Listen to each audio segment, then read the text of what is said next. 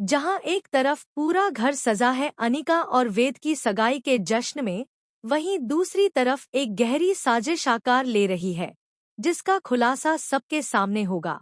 लेकिन उससे पहले जो होने वाला है वो किसी ने सपने में भी नहीं सोचा होगा। शुरुआत होती है उस क्षण से जब हवन कुंड के आगे पंडित मंत्र पढ़ रहे हैं, लेकिन किसी को नहीं पता कि ये शादी का जो हवन हो रहा है वो झूठ की बुनियाद पर खड़ा है। दरअसल कुंडली जो मिलाई गई थी वो अनिका और वेद की नहीं, बल्कि वेद और सरू की थी। लेकिन अनिका ने जानबूझकर सबको गुमराह किया और बिना कुंडली मिलान के ही शादी की तैयारियां शुरू कर दी। सब कुछ अनिका के मुताबिक चल रहा था, लेकिन सच ज्यादा देर तक छिप नहीं सकता। इसी बीच फुल्ला के साथ जो घटता है वो पूरे घर को हिला देता है। दो दो जोरदार थप्पड़ लगते हैं उसे, वो भी अनिका के हाथों से। सबके सामने उसकी बेइज्जती कर दी जाती है और किसी को बोलने तक का मौका नहीं मिलता। पर फुल्ला की आंखों में जो आग है वो बता रही है कि अब वो चुप नहीं बैठेगी।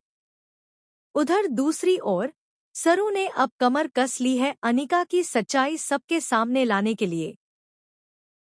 पुलिस की वर्दी पहनकर बालाजी को साथ लेकर पहुंच जाती है वो सीधे चरण के घर, ताकि उसके खिलाफ पुख्ता सबूत इकट्ठा कर सके। लेकिन चालाक चरण कुछ और ही सोच रहा होता है। जैसे ही वह अनिका से फोन पर बात करता है, तभी कांच में उसे दिखता है दो लोग पुलिस की वर्दी में मूंछ सेट कर रहे हैं। उसी वक्त उसकी शक की सुई घूम जाती है। एक सेकंड में स्थिति बदल जाती है। चरण बिना देर किए सरू और बालाजी को पकड़कर बाथरूम में बंद कर देता है। बाहर से दरवाजा लॉक करके वो निकल पड़ता है अनिका को खबर देने। अनिका इस वक्त बेहद सतर्क हो जाती है। उसे अंदेशा हो जाता है कि कोई बड़ा गेम प्लान उसके खिलाफ रचा जा रहा है। जैसे ही वह फुल्ला और रचना को अपने आसपास देखती है, उसका शक और भी गहरा हो जाता है। वह सीधे फोन लगाती है चरण को और ऑन स्पीकर पर कहती है, तुम जानते हो ना कि उन दोनों लड़कियों का क्या करना है? जो भी करना है जल्दी करो, अब वक्त नहीं है ज्यादा सोचने का। यह सुनकर फुल्ला और रचना कांप जाती हैं। उन्हें यकीन हो जाता है कि अनिका किसी बड़े अपराध में लिप्त है। अब उनका सब्र टूट चुका है और वे तय कर लेती हैं कि यह बात वेद सर तक जरूर पहुंचाई जाएगी।